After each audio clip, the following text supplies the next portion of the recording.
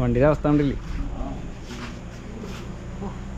നമ്മുടെ വണ്ടിയുടെ അവസ്ഥ നോക്കിയാൽ ഞങ്ങൾ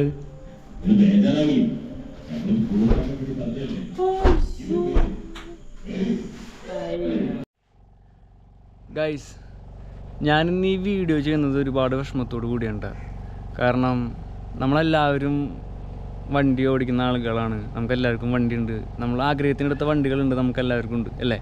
വണ്ടി ഇല്ലാത്ത ആളുകളുണ്ടാവും, പക്ഷേ ആഗ്രഹം ഉണ്ടാവും. പക്ഷെ നമ്മൾ അങ്ങനെ ആഗ്രഹിച്ചെടുത്തൊരു വണ്ടി നമ്മൾ യാത്ര ചെയ്തുകൊണ്ടിരിക്കുമ്പോൾ ആക്സിഡൻ്റായി, എന്നിട്ട് നല്ല രീതിയിൽ മേജർ കംപ്ലൈൻറ്റ് വന്ന് ഇങ്ങനെ കിടക്കുകയാണ് ഷോറൂമിലേക്ക്. ഇതിപ്പോൾ കൊണ്ടുവിട്ടിട്ടുണ്ട്, അതിൻ്റെ വിഷ്വൽസൊക്കെ ഞാൻ കാണിക്കാം. അപ്പോൾ നമ്മൾ ഉണ്ടായിരുന്നില്ല കാറിൽ.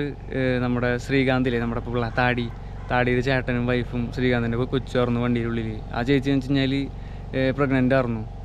അപ്പോൾ നമ്മളെ വണ്ടി ഇങ്ങനെ പോയിക്കൊണ്ടിരിക്കുമ്പോൾ ഫ്രണ്ടിലൊരു വണ്ടി ചവിട്ടി, ഈ എയ്സ് ടൈപ്പില്ലേ, ഫ്രണ്ട് ഫുൾ ഇങ്ങനെ കവർ ചെയ്തുള്ള ബ്ലഡൊക്കെ കൊണ്ടുപോകണ മറ്റൊരു ടൈപ്പ് വണ്ടി.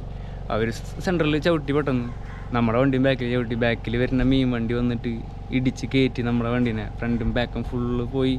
പക്ഷേ ദൈവഗുരുത്വം കൊണ്ട് ഉള്ളിലിരിക്കുന്ന ആൾക്കാർക്കൊന്നും പറ്റിയില്ല. ആ ചേച്ചി പ്രഗ്നൻ്റ് ആയിരുന്നു, അതന്നെയായിരുന്നു ഏറ്റവും വലിയ വിഷയം. മൂക്കിൽ നിന്നൊക്കെ ചോര വന്നു. ഹോസ്പിറ്റലിൽ കൊണ്ടുപോയി ഫുൾ സ്കാനിങ് കാര്യങ്ങളൊക്കെ കഴിഞ്ഞപ്പോൾ കുഴപ്പമില്ലയെന്ന് പറഞ്ഞു.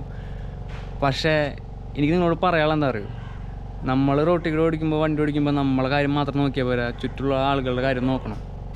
ആ വണ്ടി തട്ടിയിട്ട് ബാക്കിൽ വന്ന ആ മീൻ വണ്ടിക്കാരൻ ഒന്നും അന്വേഷിച്ചില്ല. അവരവരെ വാടം നോക്കി പോയി. അവർക്കിത് സ്ഥിരം സംഭവമായിരിക്കാം, പക്ഷെ നമ്മളെ പോലുള്ള സാധാരണക്കാർക്ക് ഇതൊന്നും സ്ഥിരം സംഭവമല്ല.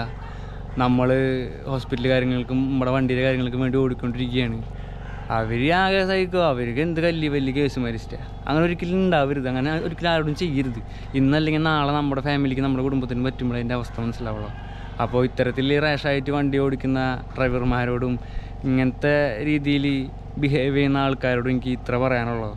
നിങ്ങളുടെ കുടുംബത്തിലും ഇതേമാതിരി സംഭവിക്കുമ്പോൾ നമുക്ക് അതിൻ്റെ വിഷമം മനസ്സിലാവുള്ളൂ. അപ്പോൾ വണ്ടി ഓടിക്കുമ്പോൾ സേഫായിട്ട് വണ്ടി ഓടിക്കുക.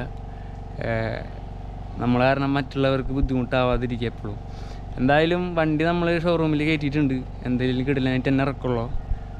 അപ്പോൾ ഇന്ന് ചെയ്യുന്ന കർമ്മങ്ങൾ നാളെ നിനക്ക് തിരിച്ച് കിട്ടും, അങ്ങനെ ഞാൻ വിശ്വസിക്കുന്നു.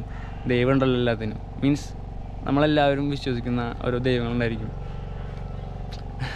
അപ്പോൾ ഒരാളുള്ള ഒരു അപകടം അങ്ങനെ പോയിന്ന് ഞാൻ വിചാരിച്ചോളാം.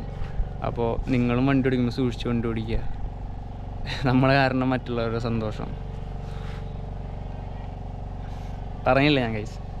എന്തായാലും വണ്ടി ഇറക്കൂട്ടാ, അത് വാശിന്. ഇത്ര നാളെ നമ്മളെ കൊണ്ടു നടന്നിട്ട് നമ്മുടെ മുതലല്ലേ, അവൻ നമ്മൾ ഇറക്കിയിരിക്കും കിട്ടില്ല നൈറ്റ്. അപ്പോൾ അപ്ഡേഷൻ വീഡിയോസൊക്കെ ഞാൻ ഇടാം. അപ്പോൾ എന്തായാലും ഗൈസ് ഒരുപാട് വിഷമമുണ്ട്. ഇത്ര നാൾ ഞാൻ ആ വീഡിയോ ചെയ്യാതിരുന്നത് ആൾക്കാർ ചോദിച്ചു, വണ്ടി തട്ടിയിട്ട് ഇപ്പോൾ കുറച്ച് ദിവസമായില്ല, എന്താ നീ വീഡിയോ ഇടാത്തെന്നൊക്കെ ചോദിക്കുക. അപ്പോൾ ഞാൻ പറഞ്ഞു, എനിക്ക് ഒന്നാമത് മൈൻഡ് ആകെ പോയി കിടക്കായിരുന്നു. വണ്ടി ഇങ്ങനത്തെ അവസ്ഥ, അതിൻ്റെ ഇതിൽ വീഡിയോ എടുക്കാനുള്ളൊരു മെൻറ്റാലിറ്റി എനിക്ക് ഉണ്ടായിരുന്നില്ല.